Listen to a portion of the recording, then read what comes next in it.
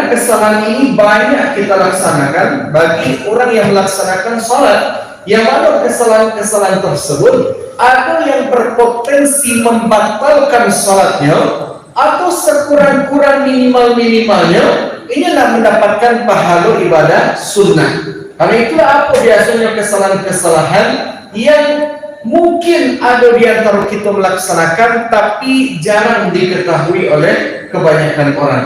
Yang pertama, Bapak Ibu sekalian, kesalahan pertama itu mendehem ketika melaksanakan salat. Nah, yang menjadi masalah hukum mendehem ketika salat, apa Ustaz, boleh atau tidak? Jawabannya ada yang diperbolehkan, ada yang tidak.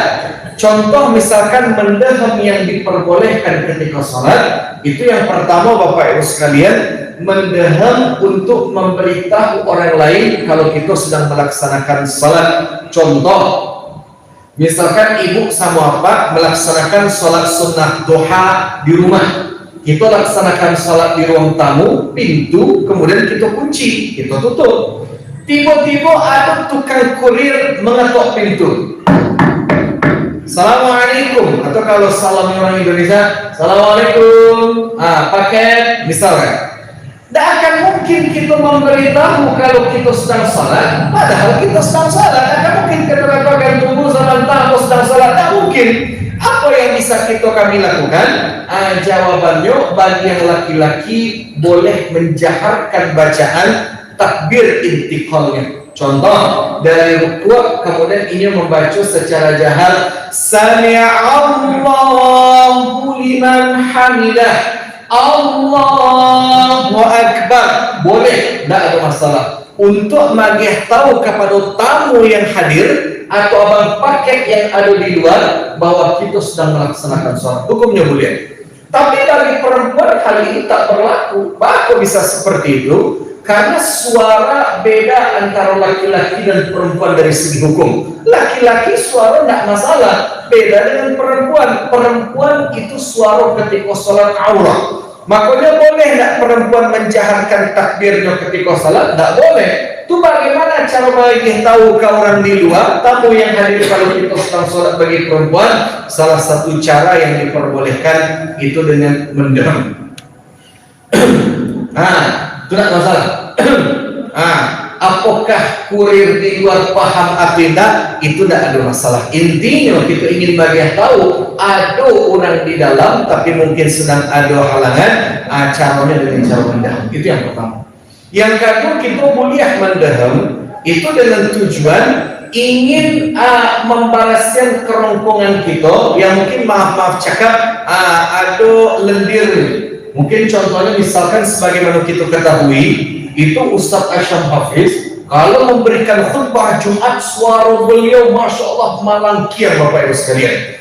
Yang mana ketika beliau menjadi imam misalkan, itu kadang ada lendir sehingga bacaan tadi terganggu.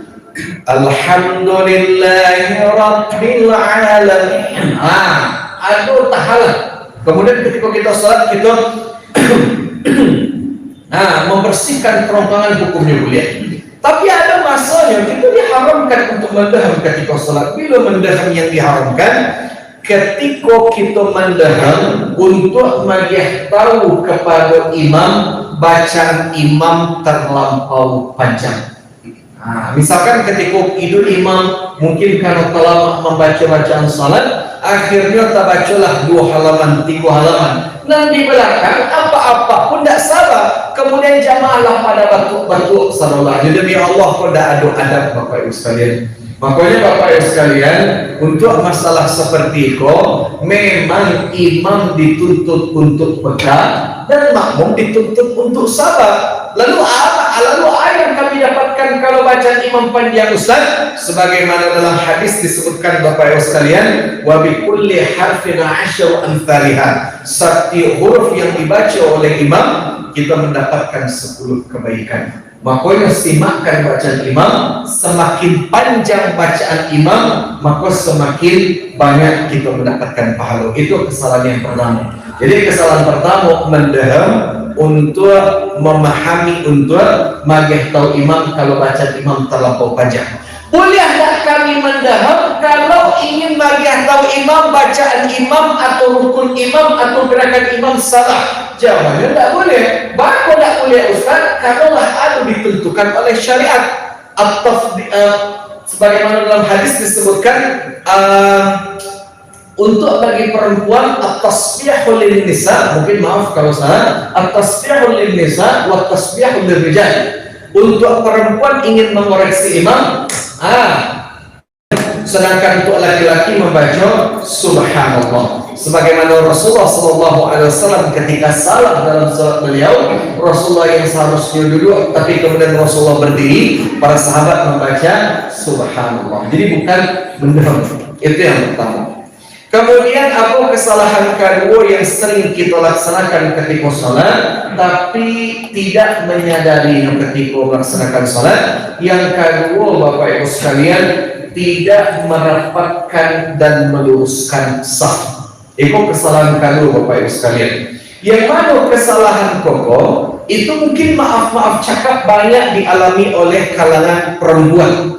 Yang mana kalau kita laki-laki, Pak, kadang kita merasa cukup dengan sajadah yang disediakan oleh pengurus masjid. Tapi bagi ibu-ibu kadang membawa sajadah dari rumah, itu lebar sajadah itu kadang 2 meter. Itu dan Allah itu pantang pula mama yang lain, sujudkan yang di sajadah yang nyoba dari rumah. Nah, karena itulah kadang ama-ama safnya tutup rangga. Nah, ini pertanyaannya Ustaz, hukum merapatkan dan meluruskan saf, apa hukumnya Ustaz? Hukumnya wajib. Sebagaimana dalam hadis Bapak Ibu sekalian disebutkan, kata Rasulullah, "Sawwu sufufakum fa inna taswiyatas sufufi min iqamatis shalah." Luruskan dan rapatkan saf kalian, karena meluruskan dan merapatkan saf itu bagian dari proses mendirikan salat. Lalu timbul pertanyaan, Ustaz, kalau misalkan ada jamaah yang takantui misalkan, atau ada yang buang angin, ini keluar dari saf, itu wajib tuh Pak. Karena beberapa jamaah itu kadang terlalu gengsi untuk meninggalkan saf. Iyo tahu wudunya batal, otomatis salatnya batal. Iyo tetap bersikeras bertahan di posisinya, pura-pura seolah tidak ada yang terjadi. Orang ruku, iyo ruku, orang salam, iyo salam, padahal iyo letakkan tweet dari tadi. Nah, orang yang model tadi itu Ustaz, iyo berdosa karena iyo menjadi penyebab putihnya saf seseorang. Makanya Bapak Ibu, kalau ada misalnya kita buang angin, maka kita wajib keluar. Nah, yang menjadi pertanyaan, orang yang merapatkan saf koko yang Ustaz. Misalkan kita buat skenario Bapak Ibu sekalian, imam posisinya di situ. Kemudian yang takantui atau yang buang angin, makmum posisinya di sebelah situ. Yang menjadi pertanyaannya, ketika ini keluar dari saf, yang harus memenuhkan saf? Orang yang dari tengah di belakang imam bergerak ke arah dinding, atau orang yang dari arah dinding bergerak ke arah tengah? Itu banyak orang yang salah di situ Bapak Ibu sekalian. Orang yang harus memenuhkan saf, orang yang dari arah dinding bergerak menuju ke arah tengah. Tengah itu di mana Ustaz? Imam. Jadi kalau misalkan ada orang yang takantui di situ, kemudian ini keluar, maka orang yang dari arah dinding bergerak menuju ke arah imam. Itu ingin Bapak Ibu sekalian rapatkan dan luruskan saf itu. Yang menjadi pertanyaan kedua, itu kalau misalkan kami telah mendapatkan dan meluruskan saf Ustaz, standar lurusku yang Ustaz, ujung tumit salah ujung tumit itu sejajar atau ujung dari kaki sejajar? Jawabannya tumit. Karena kalau seandainya yang dijadikan tolak ukur standar itu ujung jari Bapak Ibu sekalian, kadang kita ujung jari itu tidak sama panjangnya. Maka jadikan standar lurus tumit, insya Allah saja pasti lurus. Alhamdulillah, itu saja di masjid kita lah ada garis-garis. Itu standarkan saja, itu letakkan tumit kita sejajar dengan garis, insya Allah salatnya pasti lurus. Nah, kemudian yang menjadi masalah lain, kalau untuk lurus tumit, kalau untuk rapih kalingking atau bahu Ustaz. Kalau banyak di antara kita demi mengajar saf yang rapi, akhirnya kalingkian orang di sabalah yang punya kajar. Ini pertanyaannya kalingkian atau bau? Jawabannya sabananya kalingkian. Jadi kalingkian bertemu dengan kalingkian. Tapi kadang yang menjadi masalah, kok kalingkian orang di sabalah kita kok antok-antok saja mungkin tak masalah. Tapi kadang kalingkiannya goyang-goyang, asmu kita risih. Kita yang kalingkian kita nyuk kajanya, kalingkian nyuk kajanya. Sehingga kalau seandainya kalingkian tak bisa masuk nyuk kalingkian, solusi yang kedua berarti minimal bahu bertemu dengan bahu.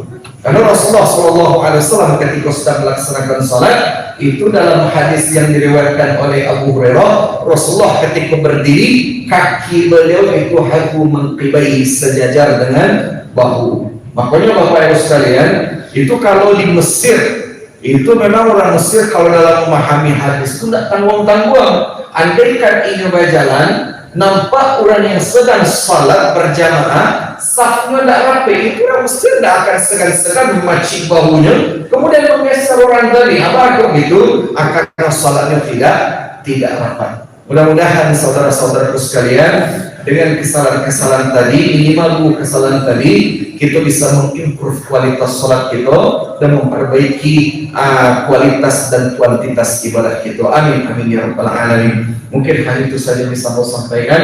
Tak kurang lebih mohon maaf. Billahi taufiq wal hidayah. Assalamualaikum warahmatullahi wabarakatuh.